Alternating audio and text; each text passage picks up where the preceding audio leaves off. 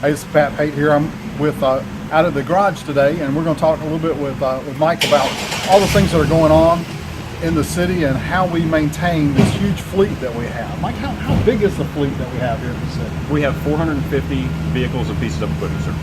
450 vehicles and pieces of equipment. Yes, sir, so combined.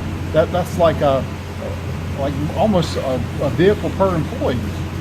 I'm not sure what the employee count is, sir. I just take care of the vehicles. Okay, does that count? Like, I know we got a school bus here behind us. Does that count the school buses? Yes, sir. Yes, sir. That is everything that we have. Okay, so 450. So we got school buses, we got police cars. There's fire equipment, all kinds of. What are other kind of big equipment that we have that people see out on the roads? Well, we have dump trucks. We have excavation equipment with loaders, backhoes, and some mini excavators now, bobcats, skid steers, lawnmowers, chainsaws. We have a vast amount of things, sir.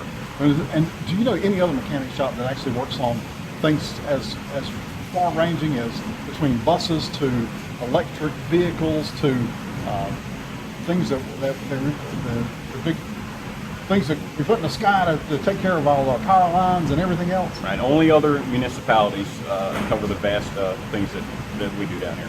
So how many employees do you have to take care of all these pieces of equipment? Well, sir, I have myself, fleet manager. I have 6 technicians, and Tiffany runs the office. So there's only 8 of you to handle 450 vehicles, and unlike our vehicles at home, they don't take a lot of maintenance because they're not. We don't run these that hard, do we?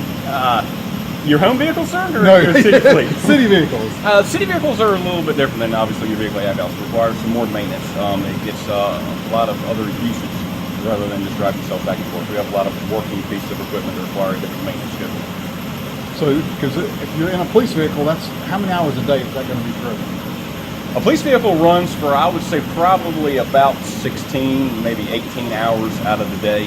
They get a lot of idle time, a lot of running time. They are on a 45-day schedule. We schedule everything as far as for its use. Between a 45, the shortest schedule, up to 6 months to a year for certain pieces of equipment don't be used much. But it's all on the usage of the vehicle to how we adjust this maintenance schedule. Because like my personal vehicle, I drive it 5 minutes to work, 5 minutes to home, maybe go get lunch during the day. So, right. If it's operating an hour, it's probably a really big day for my vehicle. So okay. that's a big difference. Yeah, absolutely, big difference. Yes, sir. You'd be on either 6 months or a yearly schedule for your vehicle under those criteria. Okay. And so how about the school buses? How often do they come in to be maintained? The Virginia Department of Pupil Transportation inspection criteria is every 90 days or 5,000 miles, whichever comes first. And the majority of our bus fleet falls underneath the 90-day schedule. We have a couple buses that do run some further runs than others, so we do maintain those on mileage to make sure they don't go over the 5,000 mile mark in that 90 days.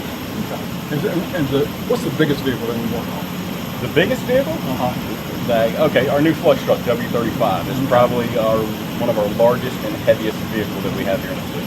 So, and tell us what a flush truck does. I know that's not your particular area, but... A flush truck's responsible. It has a backer portion, which they use to excavate down to their clogged area possibly and or haul off debris, and then it has a high pressure water pump on a nozzle that will jet the clogged pipe out to remove the clog. So that's just like your typical pickup truck, right? No. A little more complex than that. It is immensely complex. And when you're talking about all those parts, again, because we talk about vehicles, and people think about, you got to get your tires rotated, you got to change the oil, but you've got a lot more to do on a piece of equipment like that. Yes, sir. That takes a long time to look that piece of equipment over. All the pumps that need to be inspected and serviced, all the other pieces of equipment on that truck. Yeah, so that takes a long time to inspect that. You're dealing with all the hydraulics on those things, and just soup to nuts, right? Everything related to that vehicle. Yes, sir. From front to back, everything in between. All right. Right here. Well, this is our derrick digger truck. This truck is responsible for setting all the poles for the utility department as well as for lifting transformers. It's currently getting inspected right now for a hydraulic leak in the boom. Right now, this truck is critical. John McMillan has a couple poles that he needs to set, and unfortunately, at this time frame, there are no loaner vehicles to rent anywhere in the country. Everything is either in Puerto Rico or down in Texas, helping them rebuild their electric system down there. So this truck, we were trying to schedule to go out for an overhaul.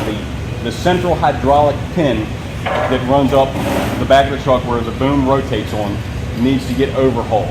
In order to do that, you actually have to remove the boom off the truck to get to it. So we were sending that out for repairs.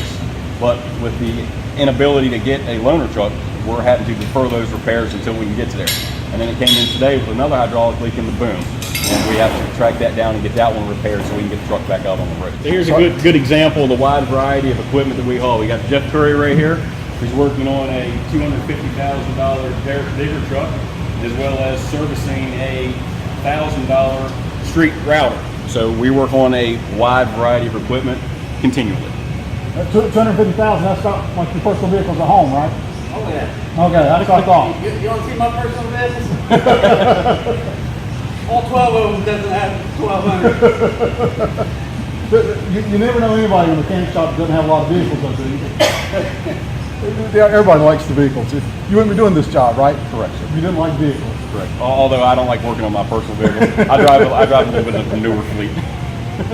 Now, one thing that's I think is interesting to me, I'm told that a lot of the stuff that you have to repair, there's not really a readily available part sometimes, and y'all have to manufacture things to make them work. Is that right? Sometimes we do. Sometimes we have to get very creative.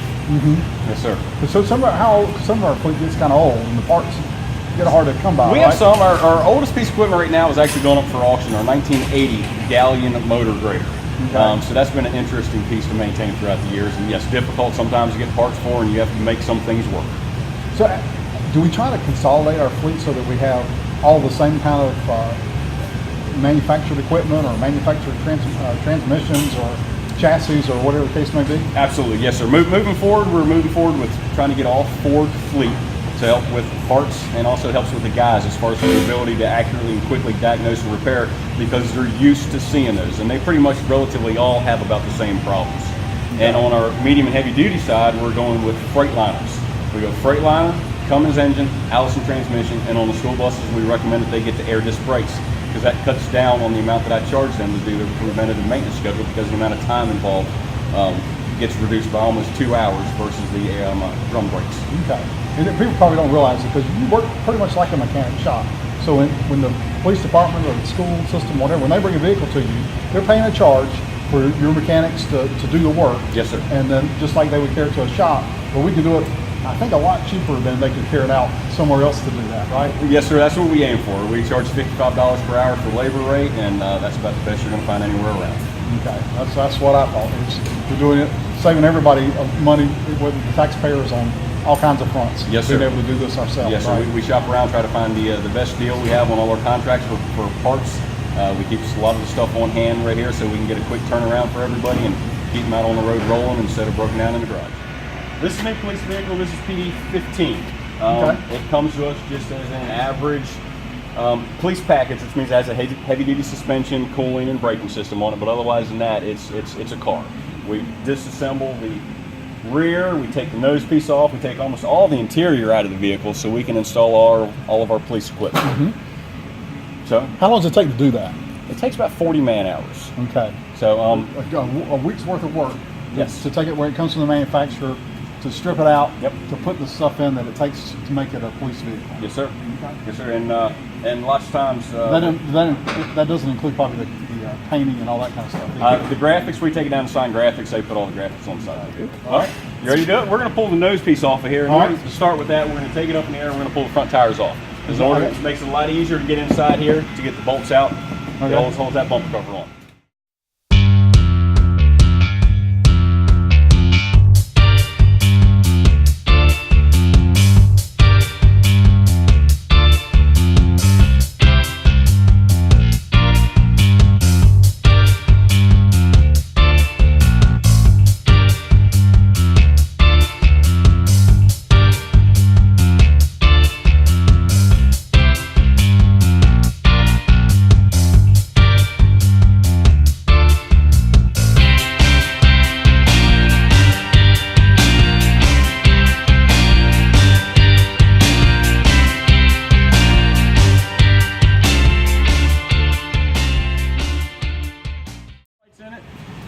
gotta get the siren mounted up on here. And then pull the headlight out so we can gain access to our little pigtail worth of wires and make it all happen. All right. And you still got all the interior to do. Yeah, you have about another 39 and a half hours left of work. Mike, what you doing back here? Right over, sir. I'm doing good, man. You doing all Nice to right? see you again. Good to see you. So you stripping it out? What you got going on in here? You can strip the inside out, and we're going to run some wires for all the lights that we just installed here. Okay. And One of our old Chevrolet Impala police vehicles, we're starting to rotate these out of the fleet. Chip's going into it right now to replace a engine oil cooler line that is leaking. Chip, how long have you been working for this?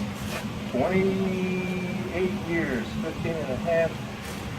15 months to go to retirement. Well, we don't want to talk about that part. I tell them that all the time. Anybody ask, I know. That's a little no. So what's been the best thing about being here for that long? Well, I like what I do. I like working on vehicles.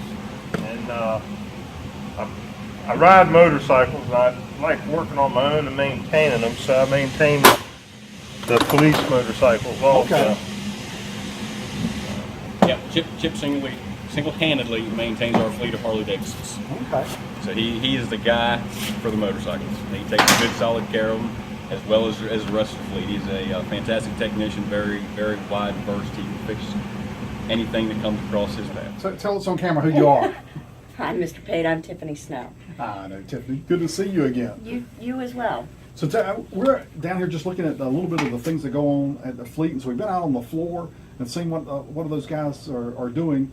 But my understanding is they really can't do a lot unless you're getting the things that they need in place so that they can actually do what they need to do. Is that right? That's actually kind of true. Okay. Yes.